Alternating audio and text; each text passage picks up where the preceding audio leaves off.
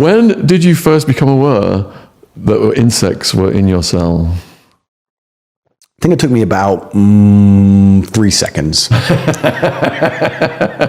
Yeah, you turn the light on. You turn the light on and they scurry. It's like the opposite of women. Usually they scurry to me.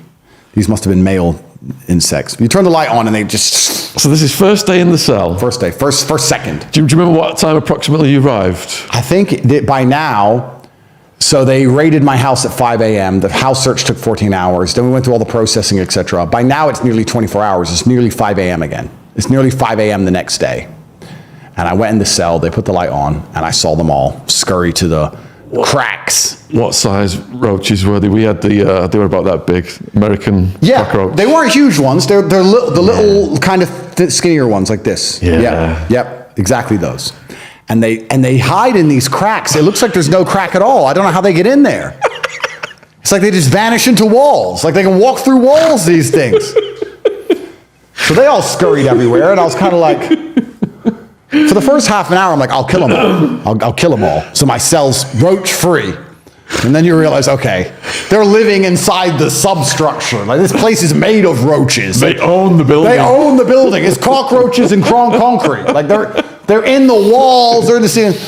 And when you turn the light off, you could hear them. Shuffling, rustling. Moving. Yeah. So I thought, let me leave the light on so maybe they'll be scared to like come out.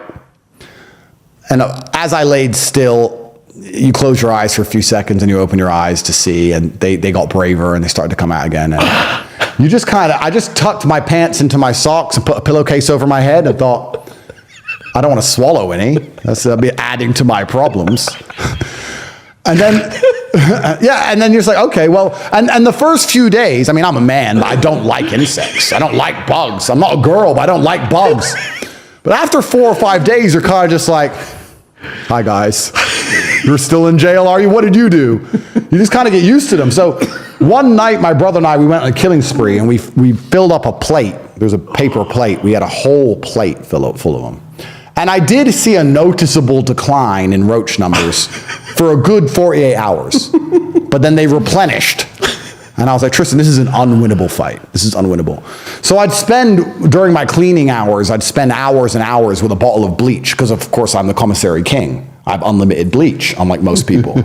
So I'm going around every crack trying to bleach all the cracks. I feel like across the 3 months, I reduced the roach numbers by 30 to 40% with my bleach attack. If I was there for long enough, I might have got it down to some kind of manageable level. But yeah, you just have to go to bed and search your pillows and search your cushions and search your blankets and try and make sure they're not in your bed already, and wrap up tight and get used to the idea of roaches crawling on you in your sleep. 8 at night was locked down, 10 was lights out where I was at, and they would line up in the cracks with their antennae sticking out like an army waiting to invade. Bro. And as soon as the lights went out, yeah, they come out. Yep. And I'm on this bunk, and my nose is like inches away from the wall. There's a bracket there where they're coming out, and you can just, and that's when it's on the feet and the hands. And yeah, to this day, if anyone tickles my hands, I flinch. I woke up so night to them tickling my hands. There was weeks, maybe even months, when I was at a jail, I couldn't lay in my bed without checking my covers all the time for roaches. And that's one of the things that stuck with me. And I went back yesterday, and it looks like, to be fair, it looks like they've improved conditions a little bit, but they were still there.